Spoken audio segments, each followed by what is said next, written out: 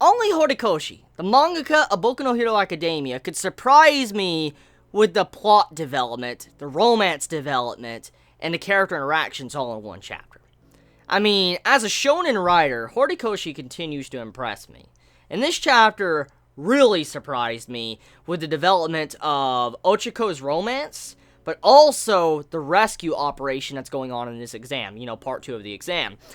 So, before we get into the romance stuff with, Ochiko, which I want to save for later, let's just talk about the big, meat of this chapter, which is the rescue operation. What's going on with how, all the students are taking place to trying to rescue individuals and get points. Now, they're going into this, exam, not really knowing much. That all of the information they've been given is to rescue people, how these people are volunteers, pretty much volunteer people that are being put in a situation, and then they are the ones doing the, points in the scoring. For instance, like, let's say if you do something bad, they will give you a certain rating or score. They can either give you negative points or positive points, and so it comes down to the individual and their own personality of how your rescue points are accumulated throughout this exam. And so it actually makes a lot of sense, because, I mean, when you're out on the field and you're trying to rescue people, I mean, obviously you're not going to be giving you points, but I mean, individual people that you're rescuing has different personalities you have to interact with, and of course the situation is going to change from person to person. I mean, you can have an old lady that's in danger, or you can have a young kid that's in danger,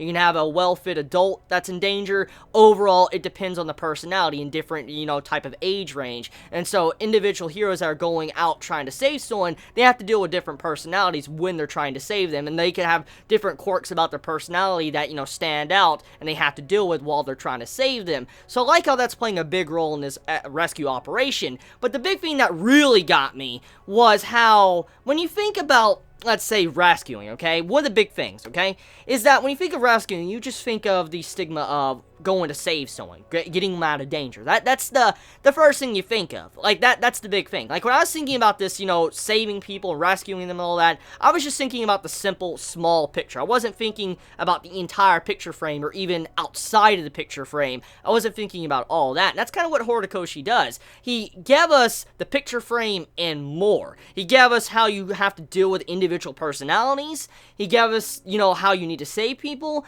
but also he went even further than that. He let us know that rescuing people is not just about rescuing people, which is funny if you think about it. See, one of the big things when there comes a disaster, like a natural disaster or something, even in real life, you could take an example to real life, usually it's not as simple as going out to rescue people. You have to set up, stations, relief stations, for instance, medical places around to where people that you rescue can go there and get help. And also, for instance, if firefighters are down or something like that, other people might have to, take note and probably do the job that firefighters need to do, maybe put out fires or, kind of lift up buildings or whatever. Just the individual things that other people normally would do. Sometimes those services are down and other people have to, actually do their work and do something for that. And that's kind of what's going on here. These heroes with individual quirks, like let's say you have a quirk to put out a fire, you'd be used to be as a firefighter. If firefighters aren't around, you'll be the one to put out the fire as, a hero. You wouldn't be necessarily the one going out and rescuing people. You'd be the one putting out the fires in the relief operation. And that's kind of what we've seen already in Boku no Hero Academia. We've already seen this a couple times throughout the entirety of certain hero operations. And I like how, once again, this is brought up to the front of the picture of this chapter, and how it's not just about rescuing people, it's about rescuing everything. For instance, just making it to where the entire situation is safe. For instance, making an area to where a helicopter can land, transport people out to a medical station or something, a hospital, to, making an area cleaner to where, they could bring people here to see what's going on. Just overall, I love the bigger picture of this chapter, and it wasn't just about saving people, it was about the entirety of saving everyone. For instance, the situation, if a natural disaster occurred, or if villains were to attack an entire city, it's not just about saving people, it's about setting things up. And that's kind of what the entirety of this exam is about. Now, I like how it's being graded by the individuals that are being rescued, too.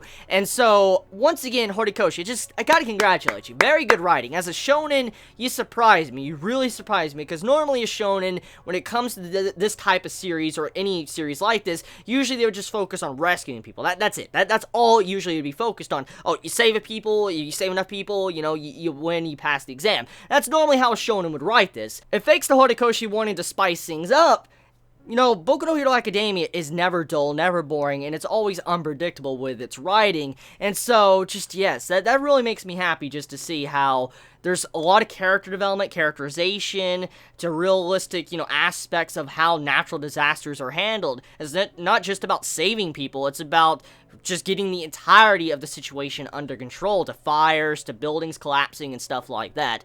So, getting off of that, let's talk about, the character interactions of the chapter. Now, there is some comedy moments, which I'm going to save for later on in this video. Let's talk about the big, I guess, character interaction we got, or character development of Izuku. So, Izuku, one of the big things he learned in this chapter, as I've already kind of discussed, is that the entirety of this rescue operations is way bigger than what he at first imagined, but also he needs to realize how he needs to factor in the personality of the individual people he needs to rescue.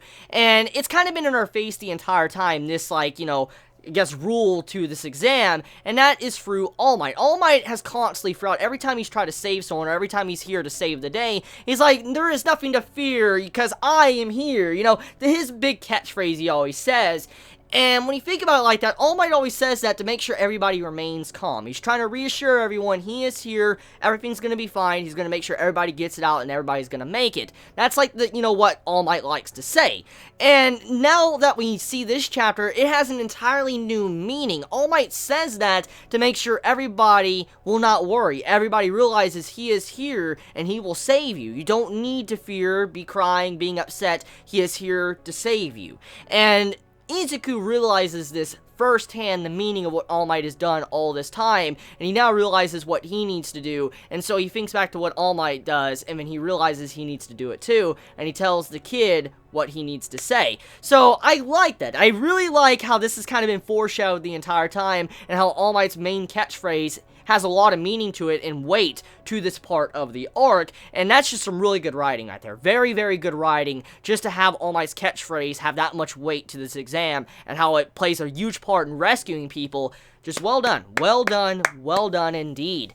Now, because of this, Izuku goes under a change. He realizes what he needs to do when he rescues people. He needs to say the right words. He needs to factor in how individuals are like, and that's what he's going to be doing throughout the entirety of this exam. So, very good progression on that end. Now, getting into another character, let's talk about Ochiko. So, Ochiko as a character, she is our main female character of the series. Let's just be point blank, okay? She's the main female character of the series, and she has been going through a certain issue in recent chapters. She has realized she has started to fall in love with Izuku. And as I've already discussed, kind of a couple times now in recent reviews of the manga, that the way her romance is being built up, it's very realistic. It's organic. It's not something that is forced and just shoved in your face. I mean, many might say it's being shoved in your face, but it's really not. The development in the romance has been building up for a very long time, since towards the beginning of the series. It just was recently that Ochiko realized she actually does care about Izuku. And as I've already stated a while back, which I'm going to kind of rehash that just to get the point across, one of the big things about shonen series, or any romance series in general, a lot of the romance tends to be forced. For instance, you have the main male character, the main female character that was introduced first, and they tend to be together, and they get together because they are the main characters. They have to be together. That's usually how shonen handles it. That's the big thing about shonen, is that when two characters meet, it's the main female character, main male character, they have to be together regardless, and the romance just feels forced as fuck. It's rushed, forced, and just doesn't feel real. And the way it's been building up in these chapters, it feels real. It feels like a true traditional high school romance going on. It doesn't feel like that romance that's like, oh, they have to be together because they are the main characters. It doesn't feel like that. You see Ochiko taking steps and learning how, she needs to better herself as a person. She's realizing she has feelings for Izuku, but she's not letting those feelings get in the way and change her for who she is. She's not making those drastic changes and changing her personality for one person, because majority of romance series, even shoujo romance, the shonen romance, even regular action shonen that has some romance thrown in, they're not done properly because it feels rushed or forced. Now, I'm not saying all of them, but a lot of them feel forced or rushed, and it just doesn't make any sense at all. Even though they're the main characters, they have to be together, but just the romance didn't have that good build-up to it.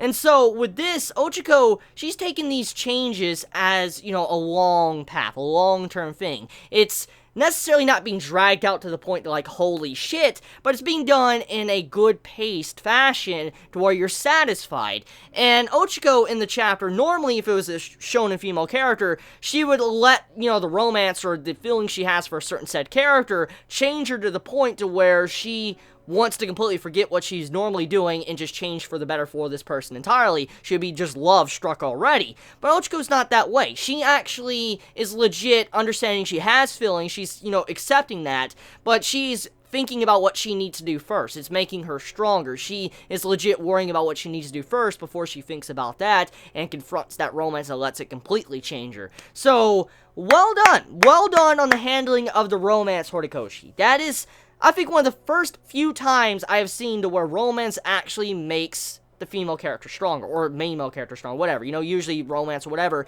just when romance usually drags down a character, and just to see how the romance is actually making Ochiko a better character, it surprises me. It really surprises me the way it's handled, especially the way Ochiko's character is being handled, and it just still surprises me to this day of how many thought Ochiko is the worst shonen female character in Weekly Shonen Jump. I'm like, what the fuck is that? Like, I want to be honest, straight up triggered. I'm straight up triggered when I think that Ochiko is the worst female fucking character of Weekly Shonen Jump. I'm like, how? Like, are people that mad salty because their romance can be this organic in their other shonen series? Is people that mad fucking salty? And there's a couple of series I know that don't have very organic romance, and there's quite a few of them, and so I guess there's probably some salty people like that. But regardless, though, I'm glad to see how Horikoshi continues to write very, very good chapters. So getting into the comedy segments before I end this video. So Mineta has a conversation with Izuku, and it's a very fan servicey type segment of the chapter. For instance, Mineta hears about Slime Girl and how she was supposedly naked behind a rock with Izuku. And as we know what legit happened. It wasn't anything sexual or whatever, but the way it went about is Mineta's like, what the fuck, you asshole? Like, you did something like this and all that, and just Mineta getting all upset and all that because he should be the only guy that probably gets to see a naked female. And I just love that interaction with how Mineta got really pissed off with Izuku, and how the Slime Girl, she's just sitting there, she just waves all like a fucking troll to Izuku and all that. I'm like, yo, it's so good. It is the way she just waves. It's so calm. Just like smiles and just waves. I'm like, yo, that just... it's too good. It's way too good. It made me laugh. I enjoyed that part of this chapter. So the comedy was on point, and especially the writing as well. So that's about it when it comes to this chapter. So let me know your thoughts in the comments below. You all have a wonderful day or night wherever you live. Please be safe. Chibi out.